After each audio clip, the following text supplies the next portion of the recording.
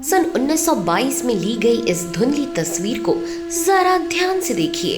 ये तस्वीर उस रोज की है जब इजिप्ट के सबसे रहस्यमयी फेरो तूतनखामेन की लाश को उसकी कब्र से बाहर निकाला जा रहा था। लोग काफी डरे हुए थे, यहाँ तक कि इस काम को अंजाम देने के लिए रिसर्चर्स की टीम के सदस्य भी डर और शंकाओं से घिरे हुए थे। मगर जैसे तैसे उन्होंने हिम्मत दिखाई और तूतनखामेन के मम्मी रूपी शरीर को बाहर निकाला।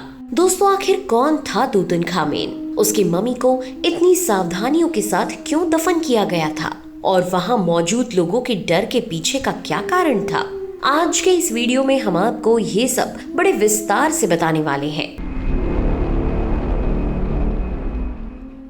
तूतनखामेन इजिप्शियन इतिहास का वो इकलौता फेरो यानी राजा था जिसकी कब्र को उसके परिवार वालों की कब्र से काफी दूर जमीन के अंदर प्रॉपर कमरे बनाकर दफन किया गया था। और उन कमरों में सिर्फ मृत तूतनखामेन की ही लाश नहीं, बल्कि अरबों मिलियन डॉलर के बराबर सोना, चांदी, जवाहरात और कीमती चीजें भी साथ में दफन की गई थी। ये बात आज से कम 3000 साल पहले की है। 1922 में जब इस कमरे को फाइनली खोजा गया और उस जगह से ये सारी चीजें बाहर निकाली गई, तब आसपास मौजूद भीड़ से तकरीबन 13 लोगों की आने वाले कुछ दिनों और महीनों में असमय ही मौत होती चली गई। ये वही लोग थे जिन्होंने तूतनखामेन की लाश को काफी पास से देखा था, इसलिए उनकी मौत के पीछे कई कयास लगाए गए, कई संभावनाएं जताई गईं। कहा जाता है कि उस रोज जितने भी लोग उस भीड़ में मौजूद थे, उन सबको तूतनखामेन का एक भयानक श्राप लग गया था, जो दफन होने के कारण सालों तक प्रभावित था। और समय के साथ साथ जब मौत का ये सिलसिला शुरू हुआ तो उसने दुनिया भर में लोगों को चौंका दिया और फिर लोगों में दिलचस्प मिस्र के इतिहास को जानने और खासकर उनकी फेरो संस्कृति को समझने में रुचि और बढ़ने लगी। मगर इन सबसे पहले वो रिसर्चर्स जो तूतनखामेन की कब्र की तफ्तीश के लिए आए थे, उन्होंने क्या देखा था और उनके साथ क्या कुछ घटा, इस बारे में पहले थोड़ा जान लेते हैं। तूतनखामेन की कब्र भले ही 1922 में खोजी गई हो, लेकिन इसका काम साल 1920 में ही शुरू हो गया था, जब लंदन के आर्कियोलॉजिस्ट हार्बर कार्टर और उनके साथ ही जॉर्ज कॉर्नरवेन अपनी टीम के साथ इजिप्ट पहुंचे थे। वे लोग शुरुआत में मिस्र के इतिहास से उतने वाकिफ नहीं थे, ना ही तूतनखामेन के बारे में उतनी गहराई से जानते थे। उनका मकसद तो सिर्फ उस कथित खजाने को खोजना था जो तूतनखामेन के साथ दफन किया गया था। फिर 1921 में अपनी खोज के अंतिम दिनों में उन्हें आखिरी उम्मीद के तौर पर एक ऐसी जगह मिली जहां पर तूतनखामेन की कब्र दबी होने की संभावना सबसे ज्यादा थी। उन्होंने उस जगह पर खुदाई शुरू की और 10 दिनों की खुदाई के बाद किस्मत से उनकी संभावना सच साबित हो गई। उन्हें वे कमरे मिल गए जहां ऐतिहासिक मिस्र कथाओं के अनुसार फेरो तूतनखामेन को मम्मी बनाकर दफन किया गया था। आखिर मिस्र के लोग अपने राजाओं के मर जाने पर उन्हें मम्मी बनाकर क्यों दफन करते थे? मिस्र के लोग मानते थे कि जब भी उनके राजा की मृत्यु होती है, तब वो अपना शरीर छोड़कर अपने इजिप्शियन देवताओं से अपनी प्रजा की खुशहाली के लिए बातचीत करते हैं। इसलिए अपने फेरो को दफनाते वक्त वे लोग उन्हें अच्छे से सजाते और गहने पहनाते, देवताओं की भेंट के लिए सोना, चांदी, हीरे, जवाहरात रखते और तो और मरने के बाद भी राजा और देवताओं के खाने पीने के लिए कुछ पशुओं को मारकर उनकी कब्र के साथ दफन किया जाता था। और ऐसा ही कुछ तूतनखामेन के साथ भी हुआ था, मगर तूतनखामेन के साथ कुछ और भी अलग किया गया था, जैसे कि उसके शव को 3 अलग अलग गोल्डन क्लोसेट यानी ताबूतों में रखना और उसको अपने परिवार से कई दूर एक वीरान जगह पर दफनाना। कहा जाता है कि जब विदेशी रिसर्चर्स अपनी टीम के साथ उनकी कब्रगाह पर पहुंचे तो उन्होंने देखा कि तूतनखामेन की कब्र अभी तक ढूंढे जा चुके बाकी राजाओं की कब्र से थोड़ी छोटी और काफी अजीब थी। वो एक मीडियम साइज के कुछ कमरों में 3000 से भी ज्यादा सालों से दफन था, जहां आसपास दीवारों पर कुछ पुराने राजाओं और परिवार वालों के चित्र बने हुए थे। दोस्तों, तूतनखामेन की कहानी अखेनाटन नाम के राजा और नेफरनेफ्रुएटन नाम की रानी से शुरू होती है। दरअसल मिस्र सभ्यताओं में ये चलन था कि पारिवारिक दौलत परिवार में ही रखी जाए। इस वजह से वहाँ सगे भाई बहनों के बीच ही शादी करवा दी जाती थी और वक्त आने पर जब उनकी शादी हुई तो इन्हें 2 बच्चे, एक लड़का और एक लड़की हुई। ये लड़का और कोई नहीं बल्कि तूतनखामेन था। मगर दुर्भाग्य से अखेनटन की मृत्यु तूतनखामेन के पैदा होने के कुछ साल बाद ही हो गई थी, जिसके बाद रानी नेफरनेफ्रुएटन ने राज संभाला। बहरहाल तूतनखामेन सगे भाई बहन की संतान थी, इसलिए जेनेटिक्स का उस पर शुरू से ही बुरा प्रभाव रहा। वो कम उम्र से ही कमजोर हड्डियों वाला बच्चा था जो आए दिन बीमार पड़ता था और लंगड़ा कर चलता था। उसकी इसी अपंगता के कारण उसकी माँ ने 350 सोने की छड़ियाँ बनवाई थी, जिन्हें बाद में उसकी लाश के साथ उसकी कब्र में दफन किया गया था। लंगड़ा होने के बाद भी तूतनखामेन को घुड़सवारी का शौक था। बाद में परंपरा अनुसार उसने अपनी बहन अंखेसेनेमुन से शादी कर ली और मिस्र का फेरो बन गया।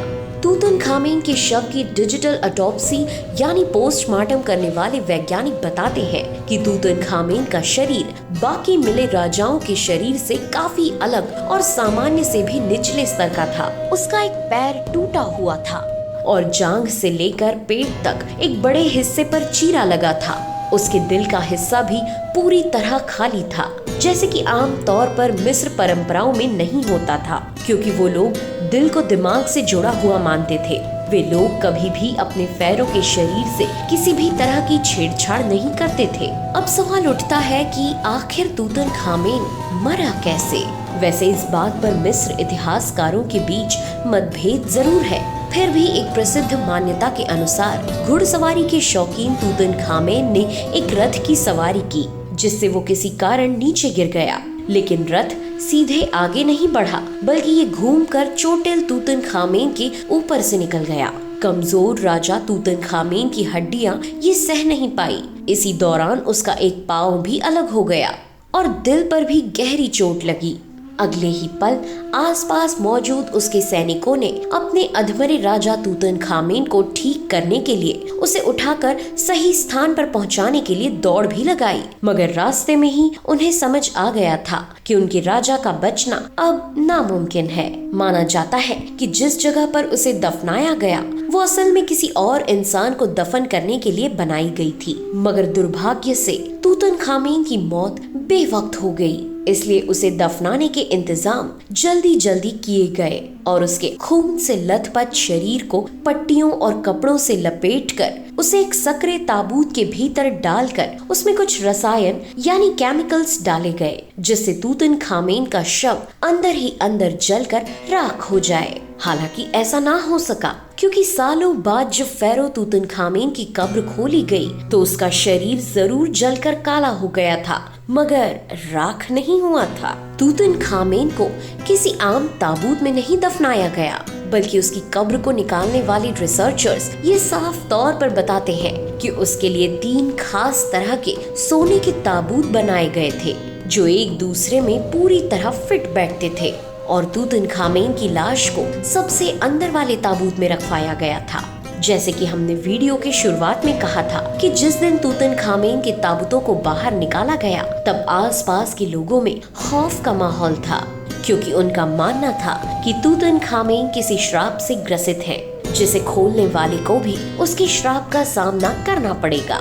शायद इसीलिए उसके श्राप का प्रभाव उस दिन वहाँ मौजूद लोगों पर पड़ा और ताबूत खोलने वाले 13 लोगों की बेवजह मौत हुई।